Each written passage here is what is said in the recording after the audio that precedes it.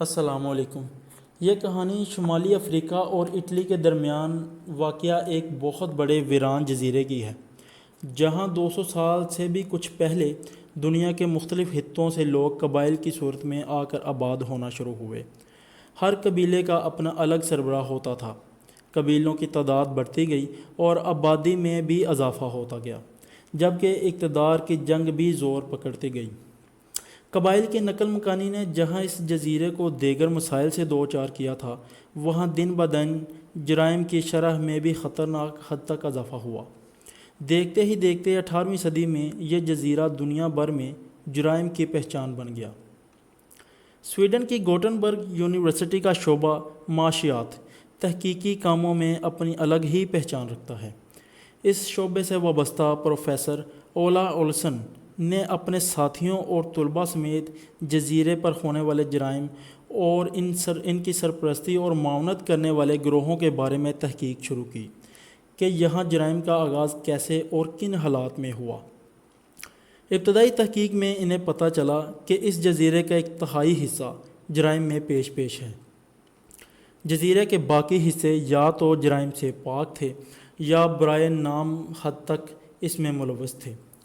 اب پروفیسر کی ٹیم کے سامنے یہ سوال تھا کہ ایسا کیا ہے کہ علاقے کا محسوس حصہ ہی جرائم کے گڑھ کا حصہ ہے۔ لہٰذا اس ٹیم نے سب سے پہلے اپنی توجہ ان علاقوں کے معاشی سرگرمیوں پر مرکوز کی۔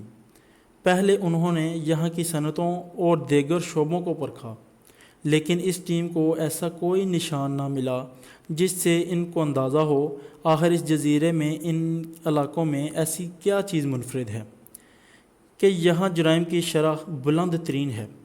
جب اس ٹیم نے اس جزیرے کی زرعی اجناس پر تحقیق کی تو ان کی حیرت کی انتہا نہ رہی کہ ان جرائم کے گڑھ سمجھے جانے والے علاقوں میں جو قدر مشترک تھی وہ لیموں کی فصل تھی۔ پروفیسر اور ان کی ٹیم نے جب لیموں کی فصل بارے تحقیق کی تو انہیں معلوم ہوا کہ ان علاقوں کی فصل ایک خاص بلندی اور درجہ حرارت والے علاقوں میں ہی کاشت ہوتی ہے۔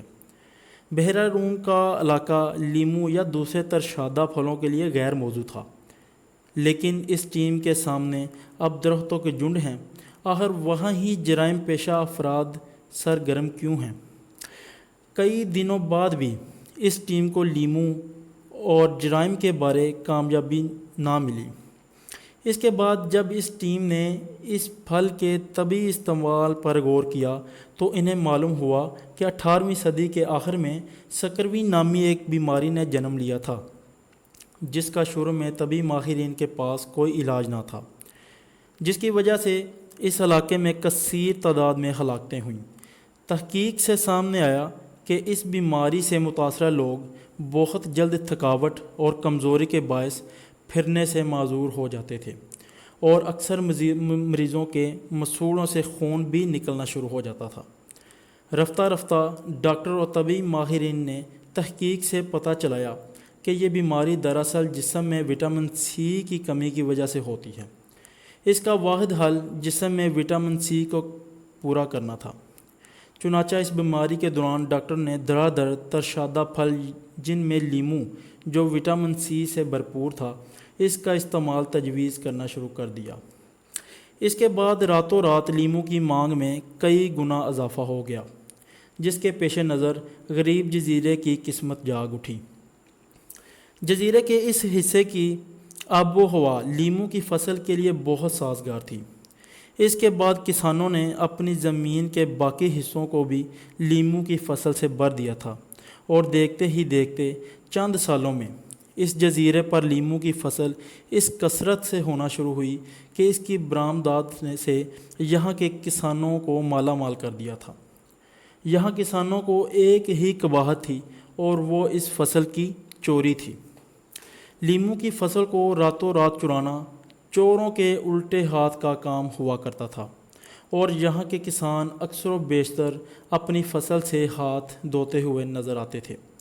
اس مسئلے کا حل کسانوں نے یہ نکالا کہ مقامی محافظ رکھ لیے جائیں، جس کے لیے انہوں نے طاقتور مقامی افراد کی خدمت حاصل کرنا شروع کر دی۔ ان مقامی لوگوں نے، جن کی اکثریت ٹھگوں اور دھوکہ بازوں پر مشتمل تھی، انہوں نے مقامی دولت مند کسانوں کو یہ باور کرانا شروع کر دیا کہ دراصل ان کی زندگیاں فصلوں سے زیادہ قیمتی ہیں، اس لیے ان کو اپنی حفاظت کے لیے محافظ رکھنے چاہیے۔ یہی وہ زمانہ تھا جب یہ ٹھگ گروہ سامنے آنا شروع ہوئے، جنہیں وہاں کی مقامی زبان میں کوسا نوسٹرا کہا جاتا تھا۔ یہ دراصل اس جزیرے میں جرائم کی ابتدا تھی، جو رفتہ رفتہ گروہوں میں بدلتی چلی گئیں، اور اس طرح بڑے بڑے گروہوں کے لیے 1963 میں ان کے لیے مافیا کا لفظ استعمال ہوا۔ چنانچہ بنیادی طور پر لفظ مافیا کی شروعات یہیں سے ہوئی۔ یہ واقعہ جزیرہ سسلی کا ہے، جو آگے چل کر سسلی کی مناسبت سے سسلین مافیا کے نام سے جانا جانے لگا۔ یہ چھوٹے چھوٹے جرائم کا دور تھا، یا ایسا کہیں کہ جرائم کا آغاز تھا، لیکن رفتہ رفتہ یہ گروہ طاقتور ہوتے گئے۔ ان کے جرائم کا حجم بھی بڑھتا گیا اور دائرہ بھی وسیع ہوتا چلا گیا، جو بالآخر حکومت کے ایوانوں تک لے آیا۔ سسلی کے جزیرے پر جرائم کے بے تاج بادشاہوں کو راج 1920 تک رہا، جسے بالآخر مسولینی کی حکومت نے آ کر ختم کیا تھا۔ 1950 میں یہ مافیا تعمیرات کے شعبوں میں نمودار ہوئے، جبکہ 1970 میں یہ مافیا منشیات اور منی لانڈرنگ کے حوالے سے بین الاقوامی طور پر دوبارہ ایک مضبوط گروپ کے طور پر سامنے آیا۔ البتہ اطالوی حکومت اس گروہ کے خلاف کارروائیاں کرتی رہی اور سزائیں بھی دلواتی رہیں، لیکن حقیقت یہ ہے کہ اس کی جڑیں اس قدر مضبوط ہیں کہ دنیا بھر میں اس مافیا کا وجود آج بھی برقرار ہے۔